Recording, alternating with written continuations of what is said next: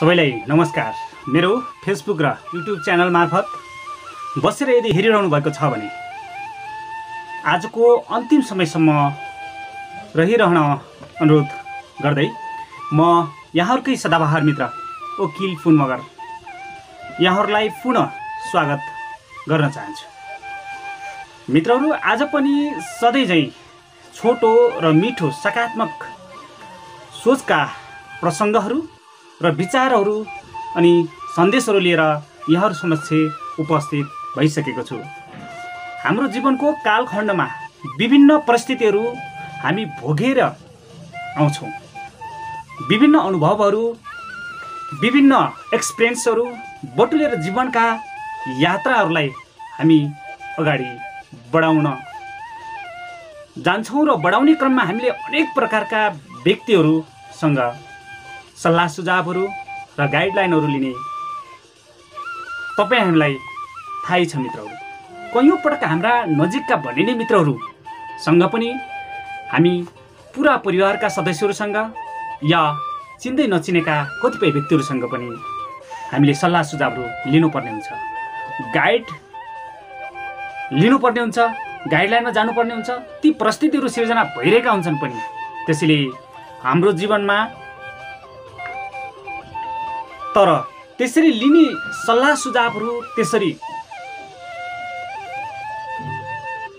कसरी एक्सपेक्ट गर्ने हैन, कसरी ग्रहण गर्ने त भन्ने कुरा, यो कुरा चाहिँ महत्त्वपूर्ण छ है। किनभने यदि सही सल्लाह सुझाव दिने मान्छे तपाईको जीवनमा तपाईलाई भेट्टाउनु भयो भने तपाईले आफ्नो समस्याको समाधान पनि पाउनुहुन्छ। सँगै तपाईहरु आफ्नो लक्ष्यमा पनि अवश्य पुग्नुहुन्छ। तपाईले राइट डिसिजन लिन सक्नुहुन्छ र राइट डिसिजनमा पुग्नको लागि यदि तपाईलाई सल्लाह सुझाव दिने मान्छे ती व्यक्तिहरू भेट्नुभयो भने तपाईको जीवनसँग एउटा ठूलो दुर्घटनामा फस्ने पनि सम्भावना रहन्छ वा ठूलो खाडलमा तपाई फस्ने सम्भावना रहनेछ। त्यसैले पनि पूर्ण विश्वास गरेर हामीले कसैको सल्लाह सुझावलाई तुरुन्तै एक्सपेक्ट गरिहाल्नु भन्दा पहिला, तुरुन्तै ग्रहण गर्नुभन्दा पहिला एकपटक आफ्नो दिमागले राम्रोसँग सोच्ने कोसिस गरौँ, त्यसलाई फिल्टर गर्ने कोसिस गरौँ। किनकि हरेक मान्छेले सही नै सल्लाह दिएको हुन्छ भन्ने होइन, ग्यारेन्टी पनि छैन। जिन्दगी बदल्ने हो भने पहिला संगत बदल्न जरुरी छ भनिन्छ नि।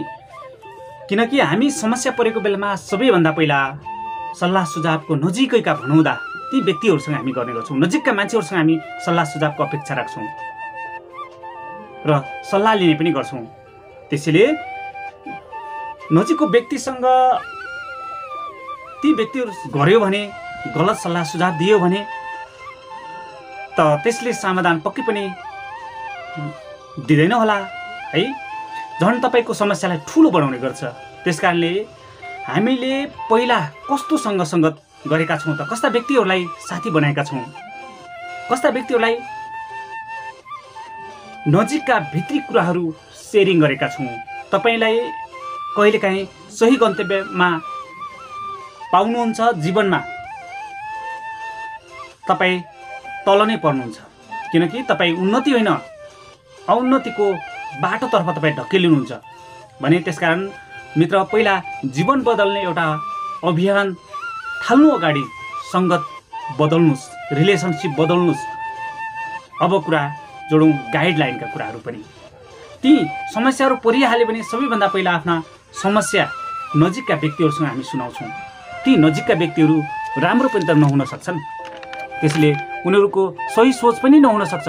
आफ्ना परिवारका सदस्य वा साथीहरूलाई मानौँ, तपाईको जस्तै समस्या भएका साथीहरू भेट्नुभयो भने अझ हामीलाई समस्याको समाधान पाउन सजिलो हुन्छ भन्ने सोचले हामीले आफ्नो शारीरिक समस्याका कारण तपाईले बिरामी अथवा कुनै कुरामा ग्रसित हुनुहुन्छ, तपाई मानव सुगर, प्रेसर, जन्डिस कुनै पनि समस्यामा ग्रसित भएका व्यक्तिहरूसँग त्यो खालको सल्लाह माग्यो भने, त्यो समस्याको बारेमा राख्यो भने उनीहरूले जानेका ज्ञानहरू अथवा जानेका सिपहरू उनीहरू सही तरिकाले दिएनन् भने कसरी उनीहरूले चाहिँ हामीलाई त्यो ठाउँमा राख्न सक्छन् त। त्यसैले उनीहरूले नेगेटिभ सल्लाह पनि दिन सक्छन् अथवा नेगेटिभ माइन्डको पनि प्रयोग गर्न सक्छन्। त्यसैले तपाईलाई उसले सही बाटोमा पुर्याएन भने र सही समाधान त पक्कै पनि हुँदैन। अझ हाम्रो समाजमा त कतिपय व्यक्तिहरू त कस्ता पनि छन् भने हरेक व्यक्तिहरू पटक पटक हैन हरेक पटक त्यस्तो खालको निस्केका छन् कि तपाईले वा हामीले उक्त व्यक्तिसँग जुन नेगेटिभ सोच भएको व्यक्तिसँग हामीले त्यो कुरा राख्यो भने मानौ न तपाईलाई अथवा मलाई के भइरहेछ भने सानो कतै घाउ छ, त्यो घाउलाई हामीले देखायौँ ओहो मेरो त दुखिरहेछ कतै नराम्रो पो हो कि भन्ने त्यस्तो खालको कुरा राख्यौँ भने उस व्यक्तिले जुन चाहिँ नराम्रो थोट भएको नराम्रो सोचाइ भएको व्यक्तिले तपाईको त भन्न सकिन्न यो क्यान्सर पनि हुनसक्छ, तपाईको यो लक्षण बढ्दै गयो भने झन् बढी तपाईँ सिद्धिन सक्ने अवस्था रहन्छ, खत्तमै भयो बर्बादै भयो भन्ने खालले त्यसरी सल्लाह सुझाव दियो भने अझ समस्या र तनावले जटिल बनाउने कुराले सहयोग गर्दछ मित्रहरू। त्यसैले यो भनेको कतै पनि राम्रो पक्ष होइन, सकारात्मक सुझाव होइन, कसैले सल्लाह कसैको सुझावले होइन यस्तै होस् कि तपाईको जीवनमा नै नयाँ ऊर्जा पैदा होस्, जिउनको लागि अघि बढ्नको लागि नयाँ ऊर्जाले धेरै अगाडि बढ्ने एउटा मौका मिलोस्, जसको विचारले जसको नयाँ सोचाइले होइन जसको उत्तरले जसको सुझावले नयाँ ऊर्जा दिन्छ तपाईलाई अघि बढ्नको लागि, त्यो नै खास सल्लाह हो, त्यो नै खास विचार हो, त्यो नै खास मित्र हुनसक्छ मित्रहरू। त्यसैले हामीलाई बारबारको नराम्रो कुराले हामीलाई त्यो कुरासम्म ढकेल्ने रहने होइन अघि बढ्न खोज्दा छेकिदिने समस्या देखाउने त्यस्ता खालका साथीहरू पनि हुन सक्छन्। त्यसकारण सल्लाह सुझाव कोसँग लिने कस्तो व्यक्तिसँग लिने भन्ने कुरासँग हामी विशेष ख्याल राख्नुपर्छ। त्यसले गर्दा मन मिल्ने मान्छे भेटियो भन्दैमा सबै समस्याहरू उसलाई बाँड्नुपर्छ भन्ने पनि छैन, अरूले दिएको सल्लाह सुझाव तपाईले मान्नै पर्छ भन्ने पनि होइन अथवा हामीले मान्नै पर्छ भन्ने पनि होइन।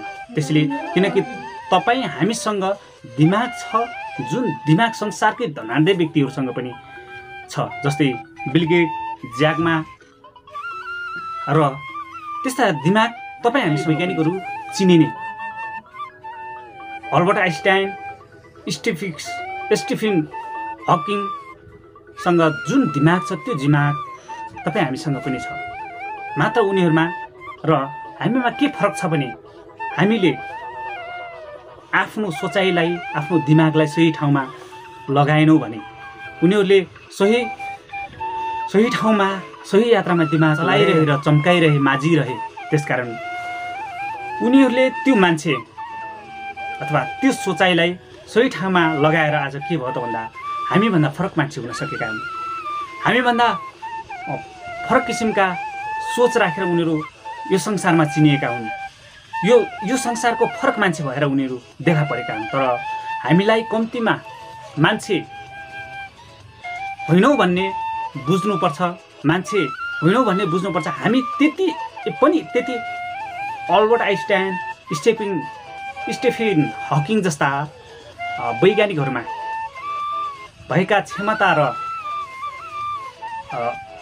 हामीभित्र भएका ज्याक मा, बिल गेटको क्षमता छ हामीमा।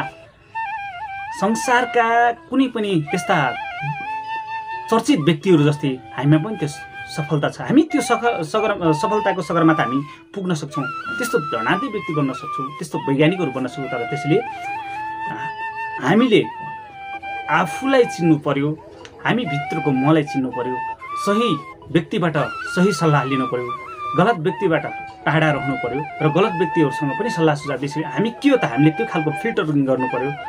हामीले थुप्रै ठाउँमा टाट पल्टेका देखेका छौँ, जस्तै थुप्रै ठाउँमा सङ्घ संस्थाहरू, त्यसपछि थुप्रै ठाउँमा